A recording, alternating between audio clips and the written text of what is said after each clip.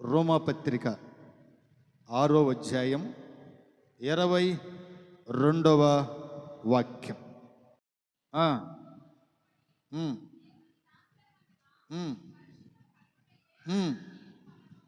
పరిశుద్ధత కలుగుటయే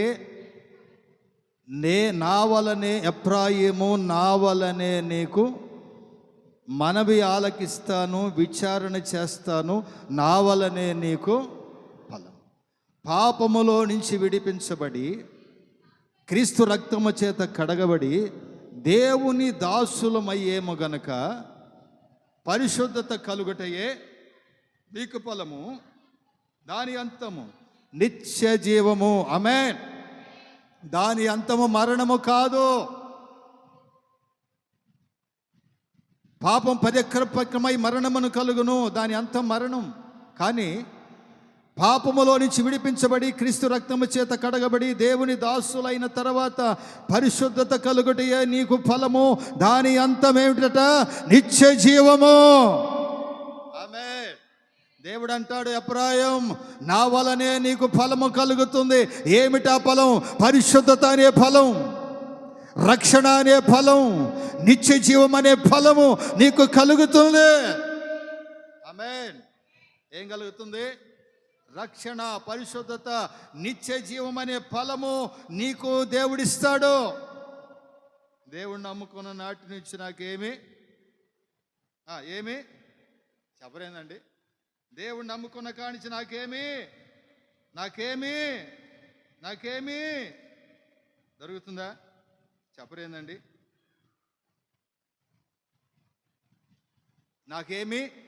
నాకేమి దొరకటల్లా. మరి ఏం దొరకాలి నా ప్రియ దేవుని బిడ్డలారా? దేవుడు అంటాడు, మీకు ఫలము దొరుకుతుంది. హల్లెలూయా. ఏ ఫలమై అంటే నిత్య జీవమనే ఫలము నీకు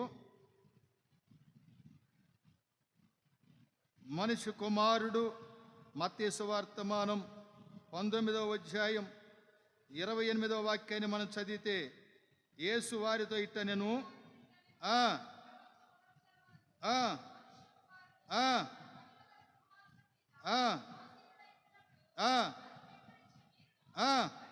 పన్నెండు సింహాసనం మీద. పేతురు గారు అంటారు, పేతురు, ఇదిగో మేము సమస్తమును విడిచిపెట్టి నిన్ను వెంబడించితిమి కదా, మాకేమి దొరుకును? చెప్పరేందండి? ధనవంతుడు పరలోక రాజ్యమునకు చేరుట దుర్భవం, చారుడు. పేతురు గారు అంటారు, దేవా, బోధకుడా, సమస్తమును విడిచిపెట్టి నీ వలన రక్షణ పొంది నీ వలన పరిశుద్ధపరచబడి లోకమును దాని ఆశలను విడిచిపెట్టి నిన్ను వెంబడించితిమి కదా, మాకేమి దొరుకును? ఆయన అంటాడు, ప్రపంచ పునరుద్ధానమందు నా తండ్రి సింహాసనం ఎదుట నేనుంటాను, 12 సింహాసనముల మీద మీరును కూర్చొని ఉంటారు. జబడగొట్టు. హల్లెలూయా, హల్లెలూయా. మా కులాన్ని, మా మతాన్ని, మా బంధువులని, మా అక్కజెళ్ళని, అన్నదమ్ముల్ని, గ్రామాన్ని, ఆచారాలని విడిచిపెట్టి ఇదిగో యేసు ప్రభు కాడికి వచ్చాం, ఈయన వెంబడిస్తున్నాం, మాకేమి దొరుకును? ప్రపంచ పునరుద్ధానములో నిత్య జీవం అనే ఫలాన్ని నా దేవుడు మీకు ఇచ్చునుగాక. ఆమేన్. ఆయన ఏమిస్తాడు మనకి? ప్రపంచ పునరుద్ధానములో నిత్య జీవం అనే ఇస్తాడు ఆయన. 12 సింహాసనం మీద శిష్యులను కూర్చోబెట్టిన దేవుడు. ఆయన నమ్ముకొని రక్షించబడి పరిశుద్ధపరచబడిన నీకు ఫలం ఏమిటంటే నిత్య జీవము. హల్లెలూయా. ఈ దేహాన్ని విడిచిపెట్టి, ఈ మట్టి శరీరాన్ని విడిచిపెట్టిన తర్వాత ఈ ఆత్మకు నిత్య జీవం ఉంది. ఆమేన్. అదే రెండవ మరణాన్ని తప్పించుకొని మరణములోంచి జీవంలోనికి దాటి మన ప్రభు అయిన యేసు ఎదుట యుగయుగాలు ఆయనతో ఉందుముగాక. ఆమేన్. ప్రపంచ పునరుద్ధానములో ఆయనతో ఉంటాం. ఎక్కడుంటాము? చెప్పరేందండి? ఎక్కడుంటాం మనం? ఇప్పుడు ఏమీ లేదు అనుకోబాకండి.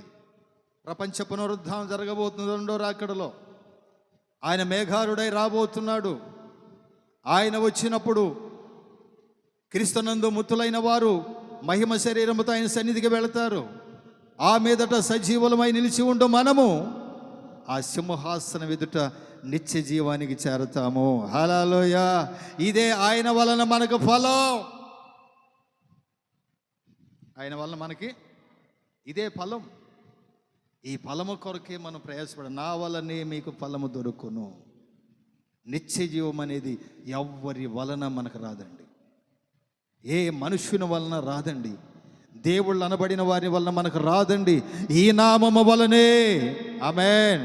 ఆకాశమందును ఆకాశము కిందను భూమిలోను సముద్రము కింద ఉన్న ఏ నామమును మీకు రక్షణ లేదు.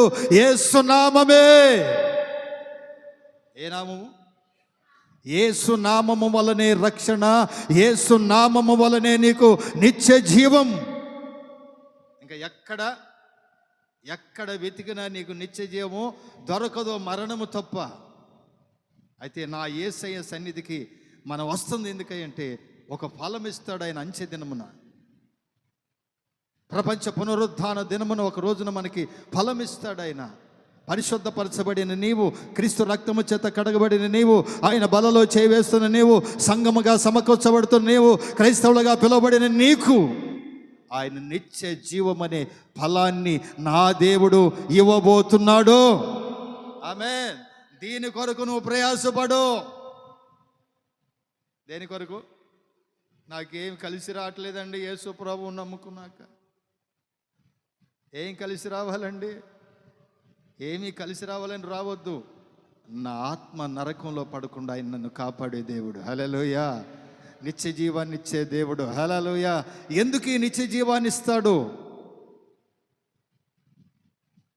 యోహాను 2వ పత్రిక 1వ అధ్యాయం 8వ వాక్యం.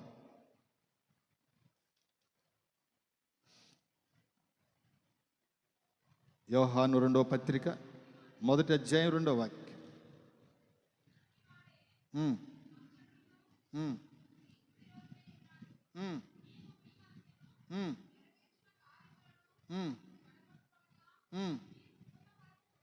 మీరు పూర్ణ ఫలము పొందునట్టు జాగ్రత్తగా చూచుకొనుడి. హల్లెలూయా. ఎందరో ఈ లోకంలో ఉన్నారు మిమ్మల్ని చెడగొట్టువారు. క్రీస్తు సన్నిధిలో ఆత్మీయంగా ఎదుగుతున్నప్పుడు ఆ మాటలు ఈ మాటలు చెప్పి ఆత్మీయ జీవితాన్ని చెడగొట్టువారు ఎందరో ఈ లోకంలో ఉన్నారు. కానీ క్రీస్తునందు మీరు నిత్య జీవం అనే ఫలము పొందునట్లు మిమ్మల్ని మీరేం చేసుకోవాలి? జాగ్రత్తగా కాసుకొనుడి. హల్లెలూయా. నీ ఆత్మీయ జీవితాన్ని చెరుపువారు ఎందరో సంఘములో కలరు, లోకములో కాదు. లోకములో కాదు. నీ ఆత్మీయ జీవితాన్ని చెరుపువారు, నిత్య జీవానికి వారసులుగా చేయకుండా దేవునికి నీకున్న సంబంధాన్ని దూరపరచువారు సంఘాలలో ఎందరో కలరు. అయితే నువ్వేం చేయాలంటే నిన్ను నీవు కాపాడుకొని నీతి ఫలము, నిత్య జీవం అనే ఫలము పొందినట్టు నిన్ను నీవే కాచుకో. ఆమేన్.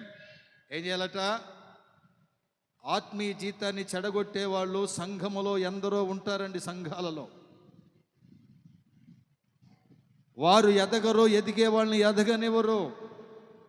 వాళ్ళు దేవుని సన్నిధికి సమీపముగా ఉండరు, వాళ్ళు మిమ్మల్ని ఉండనివ్వరు. ఎన్నో లోక సంబంధమైనవి సంఘములో ఎన్నో లోపాలు చూపిస్తూ దేవునికి మీకు ఉన్నటువంటి సన్నిహిత సంబంధాన్ని చెడగొడతా ఉంటారు.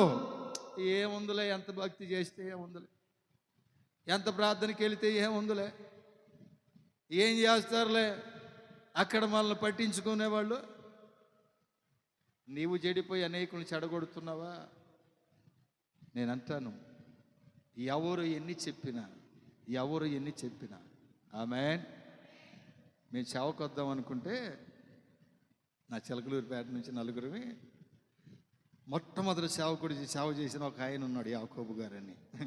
యాకోబు గారు, తమ్ముడా ఎందుకు మీరు సేవకు రావటం? అనవసరంగా మేమే వచ్చి ఇరుక్కొని బాధపడుతున్నాం ఈ వస్తున్నాం మినిస్ట్రీలో. ఎందుకు మీరు సేవకు రావటం?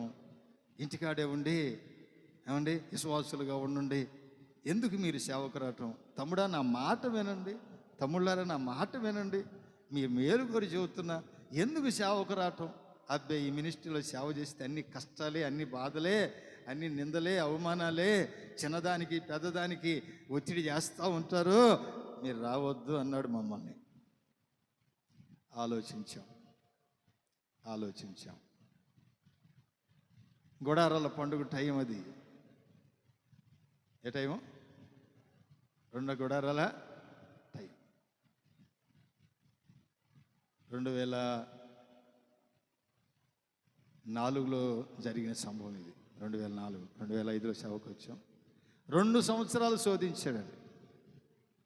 నేను అంటాను, ఆయన ఎన్ని శోధనలు పెట్టినా మేము సేవకు వచ్చాం. మేము వచ్చిన సంవత్సరానికి ఆయన లేడు, సంస్థలో ఆయన లేడు, వెళ్ళిపోయాడు.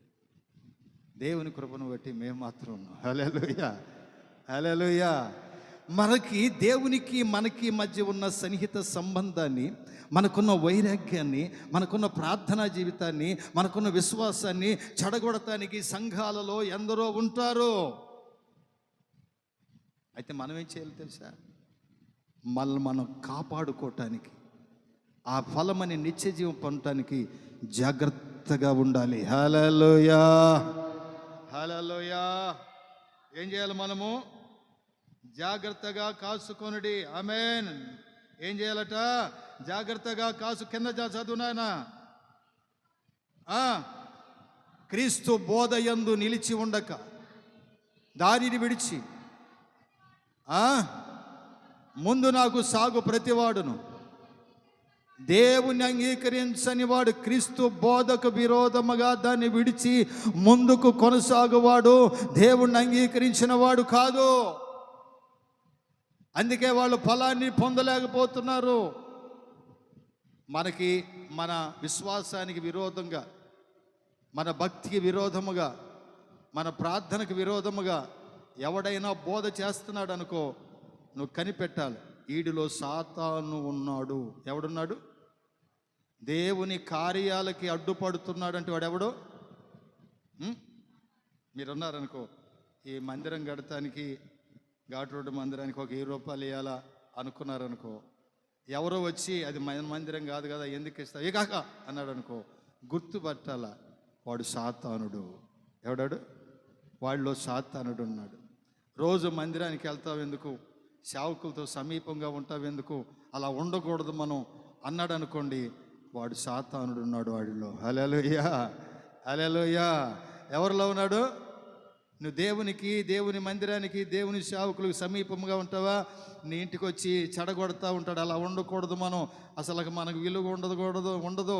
సేవకులకు దూరంగా ఉండాలి, వాళ్ళకి అనుకూలంగా ఉండకూడదు, మన మందిరంలో పరిచర్య చేయకూడదు, సహకరించకూడదు, అసలు మందిరానికి కూడా ముందు వెళ్ళకూడదు, వెనకెళ్ళి తినే మనకు ఘనత ఉంటుంది అని మీకు చెబుతూ ఉంటారు. అప్పుడు మీరేం చేయాలంటే, ఈమెలోనికి ఎవరు వచ్చారు?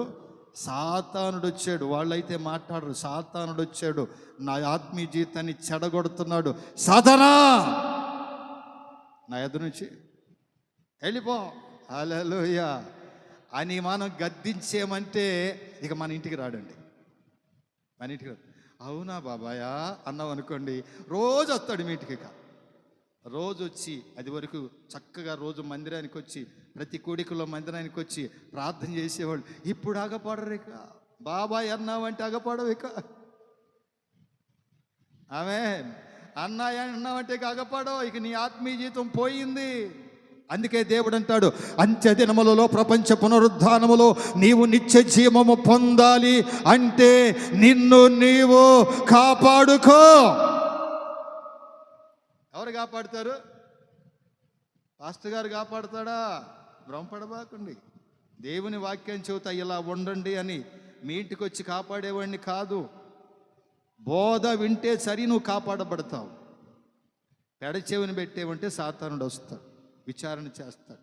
కనుక ఆ ప్రపంచ పునరుద్ధానములో మనకిచ్చే నిత్య జీవం అనే ఫలము కొరకు మనం ఏం చేయాలి? చెప్పరేందండి? ఏం చేయాలి? మనం ప్రయాసపడుతుండాలి. చపలు కొట్టు. హల్లెలూయా. ఎవడో దీనికి వ్యతిరేకముగా దుర్బోధలు చేసిన వాడిని మనం విడిచి వెళ్ళాలి. వాడిని మనం ఏం చేయాలి?